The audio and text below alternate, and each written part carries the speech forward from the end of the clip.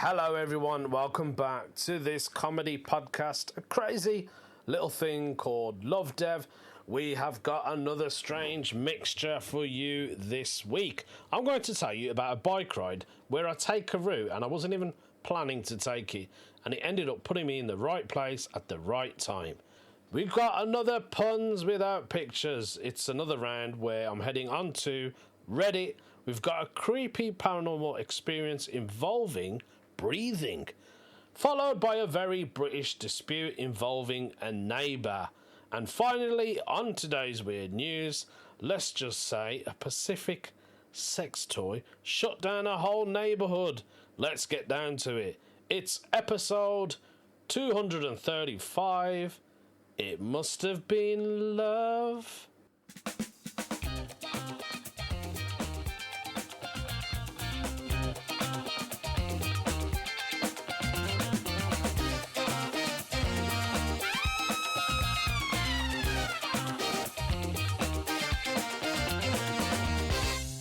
Yes, you're definitely going to hear background noises.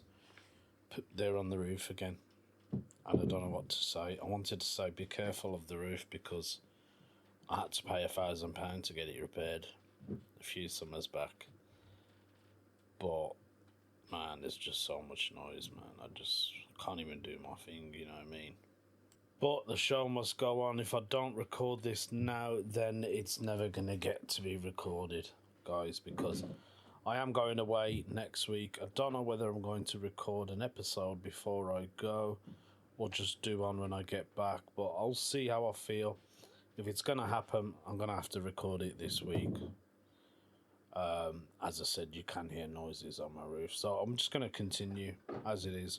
I apologise for the noise in the background. I just wanted to say, today I went to the gym and I took my bicycle.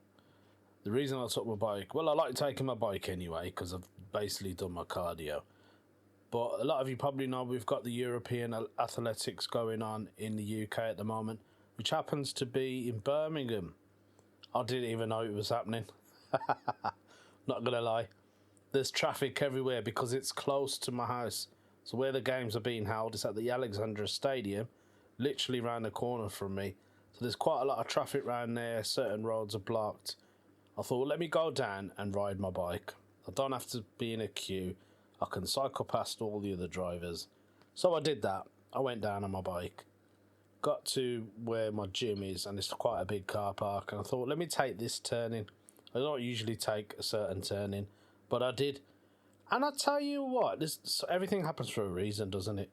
I believe that. So I was riding down and I saw this bloke who was parked up and he was on his knees and he was trying to fix something. So I kind of like slowed down a bit to see if he's okay. Then I spotted it was an old man, an old gentleman, fixing his mobility scooter. And I just thought, you know what, I've got to help him. I thought, you can't do that on his own. Now, I don't want any praises. I don't want everyone to say, oh, you're such a nice guy, Lovdev. You really helped that bloke out. I just thought it was a humane thing to do. So I just got off my bike, put my bike on the floor. He was on his knees, and I was like, mate, do you want a hand? Do you want me to help you? I just started helping him. I fixed his mobility scooter together. And I was looking at it, I was like, it's quite heavy. Like I said, I don't know how you manage. Now, he didn't have a mobility car. He literally had like a Ford Focus. So he had to lift out the wheel, you know, I don't know what you call the base. We'll call it the base. You know, the wheels are. And I looked at that, I thought, that's friggin' heavy, man. How did he manage that? So I helped him put it together, made sure that it's working and everything, closed his boot for him. And he was very grateful. And I asked him how old he was. He said, I'm 94. I couldn't believe it. 94-year-old man. And he looked good for his age. Don't get me wrong. Obviously, when you get to that age, you're not as fit as you used to be. And he was a really nice guy. And I spoke to him for a bit. And then I said, do you want a race? I said, let's have a race to the other end of the supermarket. And I was hoping that when I finished the gym, I come back out and I get to see him again. And hopefully by then, The timing's right. He's going back home. I can help him dismantle his mobility scooter, and we can put it back in the boot, and he can head his way home. I just thought, it just makes you realise, you know what I mean? Like, you do a little thing for someone, it can go a long way. And I felt like I'd done that today. And I was happy I went down that path rather than a different way. And I always say to myself, happens for a reason. There was a reason why I went there. And I thought, no one else stopped for him. Why can't people just help other people out? It doesn't take long. It doesn't take any time of your day. You know, I was there literally maybe 10 minutes helping him put his thing together. I was happy. He was happy. I don't know why we mentioned that, but I just wanted to mention that. That's my good deed of the day. And I feel great about it. Do you know what I mean? Not everyone needs to know, but I thought I'd share it with you all. That's why I say, like, everything definitely happens for a reason. And I took that path. That was like the path of gratitude, is it? I don't even know what to say. I've been messing about with this thing as well, this device that I use, and I feel like I shouldn't have touched it. I should have just left it how it is, because the recording levels seem really low to me. I have no idea. I just hope you guys can hear me clearly. I've got a party to go to as well today, later on. So, you know, the guy I look after, his mum graduated from university. So she's throwing a graduation party / birthday party of a partner. So I've got to go there. So that's another reason why I took my bike down to the gym, because I thought, right, once I've done my workout, I can just walk into the main shopping mall and grab some birthday cards, and then I can head home. If I was driving, I probably wouldn't have done it. I probably would have been like, oh, I can't be bothered. But because I can move my bike closer to the doors of the shopping mall, I can grab the birthday cards. Job done. Do you know what I mean? So I've got that today, and I've got a gig tomorrow in Yorkshire, and I'm doing a gig for Avalon. Avalon have really big acts, and they have TV stuff to do a lot of stuff. So I'm quite happy to be doing that tomorrow. It's going to be a bit of a drive up to Yorkshire, but ayo, these things you've got to do.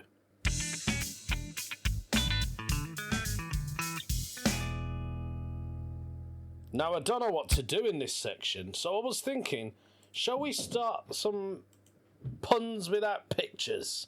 Let's do it. It's puns without pictures. I was going to look for a jingle for it, but I couldn't be bothered. Here we go. It's a dad joke. As I got off the elevator, the operator said, "Have a good day, son." I said, "Don't call me son. You're not my dad." He replied, "Maybe not, but I did bring you up." Because he's on an escalator.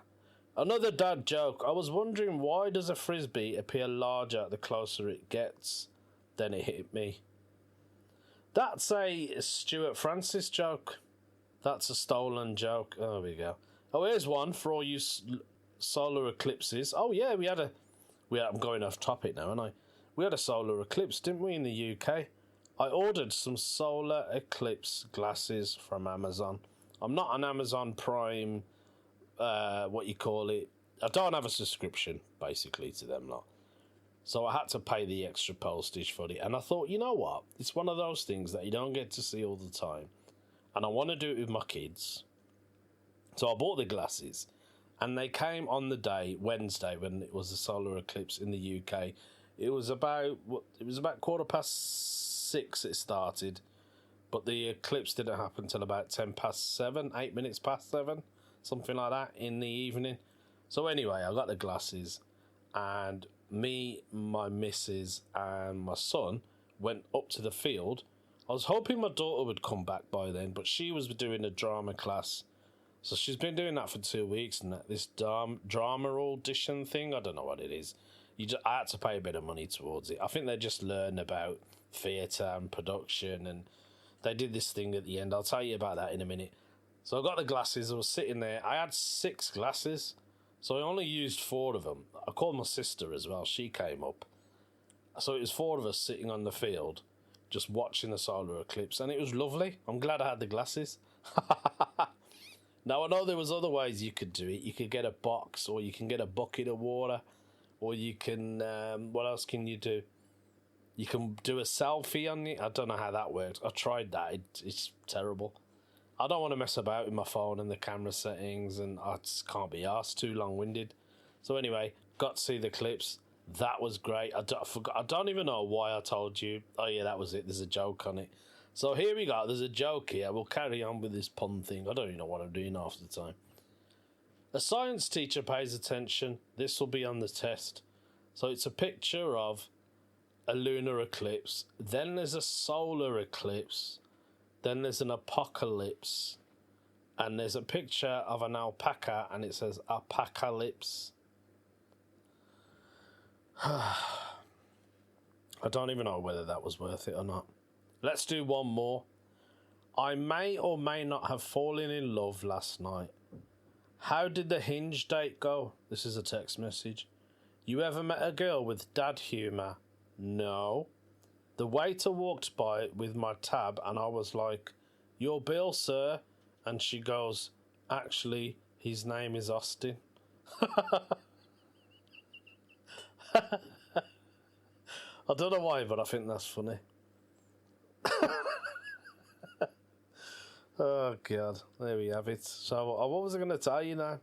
Oh, let's go back to the solar eclipse thing that I was telling you about. Now, I bet a lot of you probably saw it, was watching it, wherever you are in the world. You probably catched a glimpse. Now, here's another one. I don't want to brag, but because I had some spare glasses, there was a couple of people that came up on the field. There's quite a few people on this field. It's literally on the top of my road. It's not even far to walk. And we were quite lucky. I said to my missus, I said, we're lucky, you know. We've got this big, massive field by us. You can just walk around it, pretend it's a park. So there was a few people there, and I think some of them didn't know what was going on. And they were like, oh, what's happening? I said, we've got a solar eclipse. Oh, we didn't know that. I said, frig, you know, don't you watch TV, mate? So because I had spare glasses, I just ended up giving them away. There you go, mate. Enjoy it. I can't help it. I can't help it helping people. Do you know what I mean? Why not? Innit? We ain't gonna go anywhere from this planet. Once you've gone, you're gone, ain't you? So you might as well do what you can. Do what you can to help people out. Talking about helping people out, we have got a paranormal story. Although I'm not a paranormal psychic or whatever, so I can't help them in that way. But let's see what they've got. This is paranormal. Yeah, it's paranormal. That's me. Believe it or not, that's my voice. I don't even know why I've done that. We should just have music, shouldn't we? Forget that frigging thing. Right then, from the paranormal Reddit forum. This one is being put up by somebody called No Gas. Something paranormal that happened to me a year ago.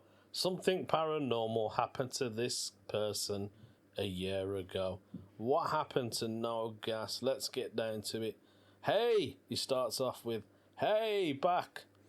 I'm sharing something that happened to me a year ago because I want somebody to say to me, I believe you. And nobody ever does when I say this. So here we go. Right then, before he starts this story, I hope I say I believe you. But I'm going to have to read the story first. So here it is, people. First of all, to understand, this is important to understand two things. My religious beliefs and my house is set up. I am a Protestant Christian, and I still am. I believe that demons will pretend to be ghosts in order to trick people out of believing in God. This is not me forcing my beliefs on you. This is simply what I believe. This will be important in understanding why I did what I did. Next, my house, specifically my bathroom. It has one vent at the door, but makes loud sounds whenever it turns on and blows very little air out. It is facing away from my mirror where I was located. It is physically impossible for air to blow onto the mirror. With that said, here is my story. Okay, now we're getting down to the story. No Gas was brushing his teeth one day when the room got eerily quiet and cold. I didn't think much of it until after what happened next. A targeted blow on the back of my neck, as if someone was behind me and breathing down onto my neck. I didn't see anyone in the mirror. I turned around just to double check. That is when a second targeted blow happened on my back of my neck, which was facing the mirror, meaning nobody could be there blowing on my neck, nor could this be a gust of wind. The only explanation, supernatural. I ran out of my room and I looked down the hall towards my bathroom. There was nothing there. So I regained my composure, walked slowly down the hall while praying and invoking the Holy Spirit to remove the demon. After I did that, nothing happened and nothing has happened ever since. I say that because encounters have happened before, not to me, but to my sister who lives with me. She has also told me many stories about paranormal experience in her room, and she has been visibly terrified and traumatized by them to the point of almost needing actual therapy. Ever since I prayed for the demon to leave, she has never said anything about a ghost or a demon, nor anyone else in the house. If you want, I can share some of her stories, and he's put that in brackets. Now I'm hoping that there are some more stories from No Gas, and I think he has done that. So let's read the second story that he has replied to another person. So we'll see where this one goes. So for the first, very well could have been sleep paralysis, but she said never happened again, and she swears it was IRL, and that she wasn't asleep, but still could be nothing, but based on what she has presented, I'm almost positive it's real. One day, when she suddenly woke up one night, she became very sweaty and said she had the feeling that something was watching her. This went on for, I assume, multiple minutes before she eventually saw in the corner of her bed this massive pure black figure standing over her. Now she's a kid at this time, freaked out, puts her covers over herself, but like a minute later she felt a cold hand touch her shoulder and not let go. That lasted for a minute before the hand let go. She didn't take off her covers and stayed like that, awake until morning. She has since claimed that she has felt the same cold touch her even outside her room, yet she has never seen the figure to my knowledge. That's what he's saying. The second one is way more believable. One day, while I was getting ready for school, she comes screaming and crying out of her room. When we asked her what was wrong, she said nothing. Many years later, she told me what happened. She said that she felt something was wrong with the mirror in her room she was looking at. She decided to be funny and waved at the mirror. According to her, or so, seconds after she waved, her reflection waved back and said hi. Oh, God. I think they call that a mimic. These stories are all I know. She herself is also a Christian. In my opinion, she's way more stronger in her faith than me, so these stories never did push her off her faith, so don't be concerned about that. At the end of the day, we have no clue what happened to her. I think, now I'm not an expert, it sounds like it's a mimic, isn't it? That's what because a mimic will copy what you do. And apparently they're demons. I saw this the other day. I think it was a video on TikTok, and there was somebody saying she called out to her son, morning, son, or something like that, and he replied back, morning. And she said that she went inside this room, and there was nobody in there, so she went upstairs because she obviously heard her son's voice, and he was in bed. He was asleep. So I saw that on a video, and people commenting saying it's a mimic, it's a demon, don't talk to it, stuff like that. It will copy what you do. Now, maybe it is. I'm not going to say... Now, you've put down, I believe you. I believe it generally happened to you. Otherwise, you wouldn't have told the whole internet and the whole world about it. Because you're not obviously looking for attention. What are you going to gain? What are you going to gain just by putting that up? Yeah? So I believe the story did happen to you. The blowing of the thing behind your neck.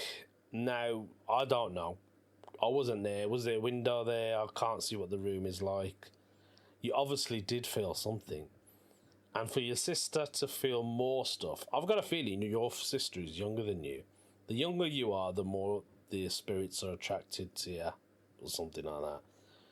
Your sister's story is more believable. I believe that happened. Maybe there's something in your house where you live. I don't know, mate. You're a Protestant Christian. You're a strong believer in God, and so is your sister. So just keep doing what you're doing. Obviously, whatever it is, not harming you. But if you get to that stage, I've got a feeling you know what to do.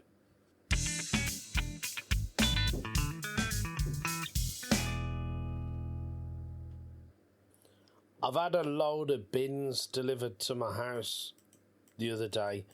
I know it's bin thing again, but I think Birmingham Council have finally paid off the bin collectors, and now after more than a year, finally our bins are being sorted. I think. I don't even know. I don't trust Birmingham Council anymore. So they delivered a load of new bins, right? We've got a green one now, which is for cardboard and paper only. Then they sent us a food waste bin, which was a brown one, and I thought, okay, what do we do? Just throw our food in there? What about, like, it's going to stink and stuff like that? They gave us these disposable, like, I don't know, they deteriorate themselves kind of bags. When I opened the brown bin, the little tiny brown bin, there was another bin inside of it. I thought, friggin' hell, what's that? There's two bins in here. Apparently, the grey bin, which is inside the brown one, you throw your stuff in there, you tie the bag up, and then the bag goes into the brown bin. It's like playing Russian, what you call it, you know the Russian dolls? It's that, but the opposite way. Done that, and I'm like, friggin' hell, I haven't even got any rooms for all these bins. There's so many bins now. I've got like 3 big massive bins outside. Then I've got this brown one, and there's nowhere in my kitchen to put it. I don't want to keep it in the kitchen, because it doesn't look very nice in there. Do you know what I mean? Which actually brings me on to a British problem involving bins. Yeah, it's a British problem. Again. I know, we get them all the time. What can we do, guys? This one is about bins, which is why I talked about bins. So it's not mine. It's someone else. Somebody called Joyless, and I think I like that name because it means something else. Joyless, what's happened, mate? He said he got a new bin delivered, and his neighbour stole it right away. Are you in Birmingham? I don't know where you are, mate, but maybe you are. We'll find out. I moved into a nice area. Never thought I'd have this issue, so I didn't order the bin numbers straight away. When the bins were delivered, I wrote my house number on the front with a silver Sharpie. I went inside and thought it might be easy to wipe away, but surely nobody would actually do that. After about 5 minutes, my instincts kept telling me I needed to take some extra precaution. So I went back outside and I wrote the number on all the sides. I checked whether the Sharpie can come off easily. Nah, it was safe. But was I? I wrote the number inside the lid as well, and on the side near the lip. At this point, I was actually a bit ashamed of myself for thinking so poorly of my next door neighbour, who seemed quite nice. Lo and behold, bin day comes around and my bin is gone. Oh, mate. Oh, no, you got one of those neighbours who likes to rob bins. I checked the neighbour's bin without going on their property, but I couldn't see anything from the street. The silver Sharpie wasn't visible from where I was standing. Today was bin day again, so the bins were out on the pavement. I had a closer look. None of my numbers were on there, not even the one on the inside. Then I checked that the small number I added of what I thought was sheer paranoia. Nope, it wasn't paranoia. They actually took my bin. Oh, God. But why? Theirs looked newish too. Upon closer inspection, I could tell they hadn't actually put some effort into washing the number off, but they didn't account for my paranoia mind. I'll put my bins inside until I get labels for them. I'll paint my house number inside the lids. Just in case. Why would anyone steal a bin from a neighbour? Mate, it happens, man. Trust me. Because they can't be asked. You can get one from the council. All you got to do is email the council and say, look, my bin's knackered or my bin's been stolen. They'll send you a new one. You're not going to get charged for it. You're all paying council tax, so it's going to come out of your bills anyway. So God knows. They're just thieves, man. The person who took your bins, if I was you, I'd go and approach them and say, excuse me, you got my bin. It's got my number on there. I'll put that on there. Maybe they're a bit naive. They thought you wouldn't find out. But for them to actually rub the Sharpie off, that's taking the biscuit. He's got an edit on here. They haven't taken their bin in yet. Mine is already outside with the number stickers and a tiny house number etched in it. I hope they take their bin in this morning so I can take the rubbish out while they're doing that. Just to see their look and give them my I know. And yes, I have a tiny bin bag waiting by the door. Good. I hope you get it sorted, mate. I don't know where you moved to. It'd be nice to know where you are. If you're in Birmingham, you're probably not, but that's what's happened in Birmingham. We've got new bins. I've got that feeling as well, that somebody's going to steal my cardboard bin. Oh, God. Right, folks, it is time to do a weird news story.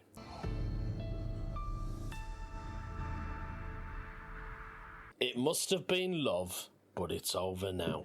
A sex toy was placed in a trash bin. Triggers DC bomb squad. We are still on the bin issue. A sex toy was placed in a trash bin and it triggered the bomb squad. What the hell has happened here? A stretch of a major Washington DC roadway was brought to a standstill during Wednesday morning's rush hour after the city's bomb squad responded to a suspicious device, only for the police to later identify the object as a sex toy.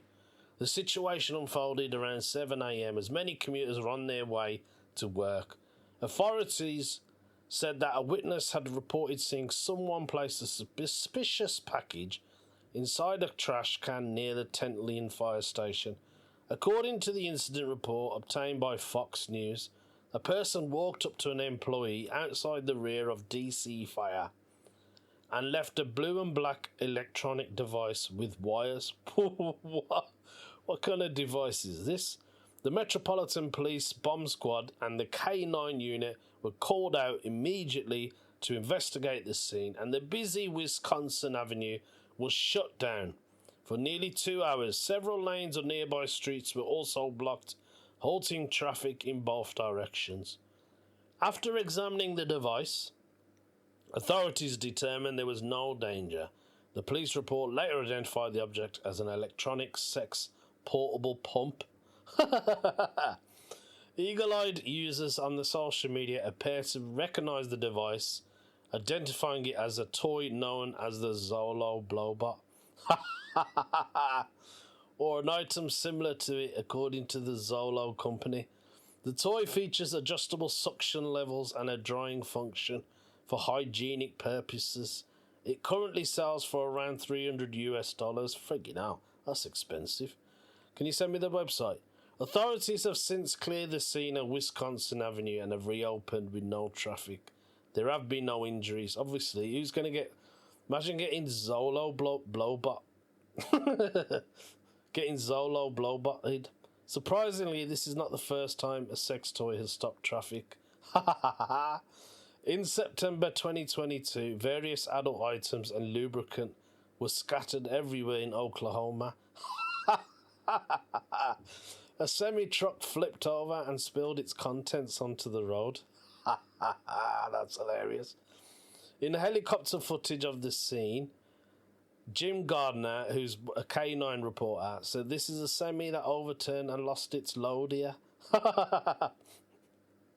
There is a lot of stuff to clean up. That's frigging brilliant. There we go. Bins, told you, man, they cause nothing but havoc.